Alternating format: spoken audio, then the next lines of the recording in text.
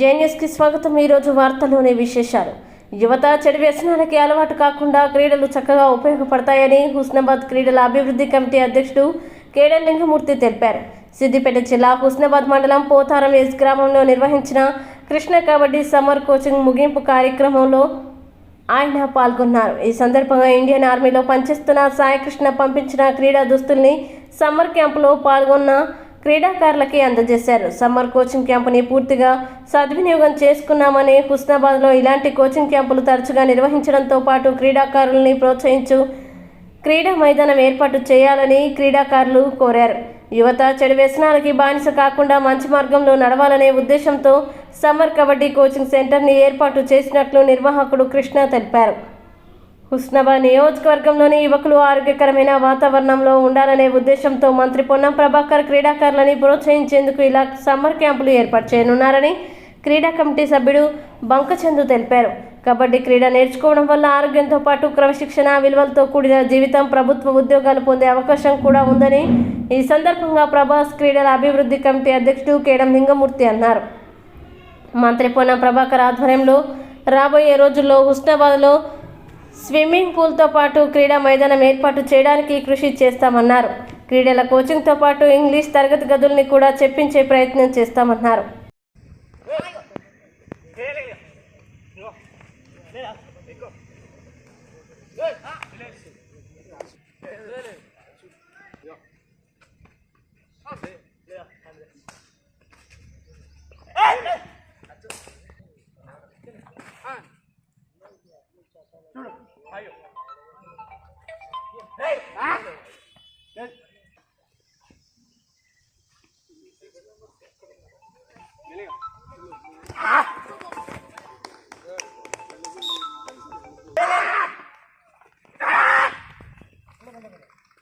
మొన్న చెక్కపల్లిలో ఒక పరిచయాలు కానీ అక్కడ ఉన్నటువంటి పెద్ద ప్లేయర్లతోని మనం ఆడమాన్ని ఉద్దేశించి మరి కృష్ణ గారు పని చేస్తాడు తప్ప మాటలు చెప్పుకోడు.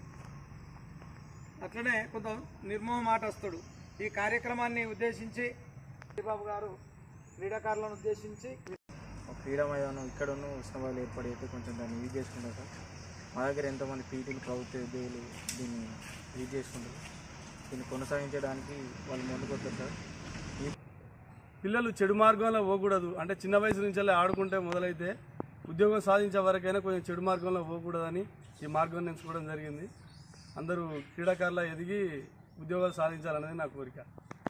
నేను ఈ నెల రోజులు నా టైం వేస్ట్ చేయకుండా గ్రౌండ్కి వచ్చి ప్రతి ఒక్కరికి నేను నేర్పించడం కానీ, నా సీనియర్స్ దగ్గర నుంచి నేను నేర్చుకోవడం కానీ, నేను ఈ జరిగిన సమ్మర్ క్యాంప్లో టోర్నమెంట్లో కూడా వెళ్ళినా అక్కడ నా పర్ఫార్మెన్స్ చేసి, నా చేదైన పర్ఫార్మెన్స్ చేసి అక్కడ నేర్చుకోవాల్సినవి నేర్చుకున్నా. ఇంకా ఈ స్పోర్ట్స్ తోటి మనం మంచి మంచి జాబ్స్ తెచ్చుకోవచ్చు. ఈ సర్టిఫికేట్స్ మనకు ఫ్యూచర్లో చాలా ఉపయోగపడతాయి. ప్రతి ఒక్కరు నేర్చుకోవాలి. అటు స్టడీకి టైం ఇవ్వాలి, ఇటు స్పోర్ట్స్కి టైం ఇవ్వాలి. మనకు దొరికిన టైంను మనం ఎట్లా యూటిలైజ్ చేసుకోవాలో అంతే యూటిలైజ్ చేసుకోవాలి. పుట్టిగా వాటి తిరగడానికి వీటికి యూటిలైజ్ చేసుకుంటే మనకి ఏం రాదు. ఈ సమ్మర్ క్యాంపు అంటే పిల్లలు వేసవి సెలవులలో అక్కడ ఇక్కడ తిరిగి చెడు బుద్ధులకు అలవాటు కావద్దు అని చెప్పేసి మన ఉద్యమ నాయకుడైన పొన్నం ప్రభాకర్ గారు ఒక ఆలోచన చేసి దానికి కృష్ణ గారు కూడా ఒక మాట చెప్పడం జరిగింది. సార్, నేను వచ్చేసి ఇక్కడ పిల్లలను స్పోర్ట్స్ పర్పస్లో కబడ్డీ ఆడించాలనుకుంటానంటే నీ ఆలోచన విధానం మంచిది, నువ్వు అలా చెయ్యి అని చెప్పడం జరిగింది. అందులో నుంచి వచ్చిందే ఈ స్పోర్ట్స్. మీరు ఈ సమ్మర్ సెలవులలో ఈ క్యాంపులో కబడ్డీ ఆడి మీ యొక్క శరీరాన్ని మంచి యాక్టివ్గా, మీ హెల్త్ కూడా చాలా బాగుంటుంది. మళ్ళీ ఒక ఆట అంటే కబడ్డీ ఆట అంటేనే పల్లెటూరు ఆట. దాన్ని మీరు ఎంచుకున్నందుకు చాలా సంతోషకరం. అదొక్కటే కాదు, ఈ రోజుల్లో యువత అంతా చెడు మార్గంలో వెళ్లకుండా మంచి మార్గంలోకి తీసుకురావడమే ప్రభాకర్ అన్న ఆలోచన విధానం. తను కాన్స్టిట్యున్సీలో కూడా యువత ఎక్కడ కూడా చెడిపోవద్దు, చెడు అలవాట్లకు పోకుండా వారిని మంచి మార్గంలో నడిపించాలి అనే ఒక ఆలోచన ఉన్న వ్యక్తి మన మంత్రి పొన్నం ప్రభాకర్ గారు. మీకు వచ్చే సంవత్సరం ఈ టైం వరకు ఒక స్విమ్మింగ్ పూల్ ఏర్పాటు చేయాలని. కబడ్డీ అంటే మన రాష్ట్ర ఆట, మన దేశానికి హాకీ, మన రాష్ట్రానికి కబడ్డీ.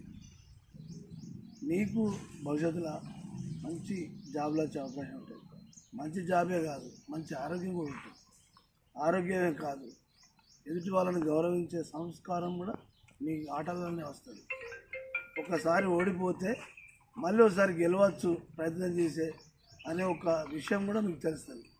జీవితంలో ఏదైనా పని చేసినప్పుడు అది సక్సెస్గా కాకపోతే నష్టం అయితే మళ్ళీ మనం ప్రయత్నం చేస్తే మళ్ళీ మనం లాభాలు పొందవచ్చు అని ఒక జీవితం మీద కూడా ఒక భయం లేకుండా ఒక ధైర్యంగా ఓటమి అనేది ఎప్పుడు మనలో వేధించదు, అదే ఎండ్ కాదు. ఇంకా ప్రయత్నిస్తే మన భవిష్యత్తు కూడా రెండోసారో మూడోసారో కూడా మనకు భవిష్యత్తు ఉంటుంది అని చెప్పడానికి ఆటలు పెడతాం. నెక్స్ట్ ఇయర్ మీకు ఒక ఇంగ్లీష్ చెప్పేవాళ్ళను, హిందీ చెప్పేవాళ్ళను, మ్యాథ్స్ చెప్పేవాళ్ళను కూడా ఇక్కడనే ఉంటారు టీచర్లు. వాళ్ళని ఎవరైనా తీసుకొచ్చి ఒక గంట ఇక్కడ ఒక బ్లాక్ బోర్డు పెట్టించి అది కూడా నేర్చుకోవాల్సిన అవసరం ఉంది. జీవితానికి ఎంతో ఉపయోగపడుతుంది.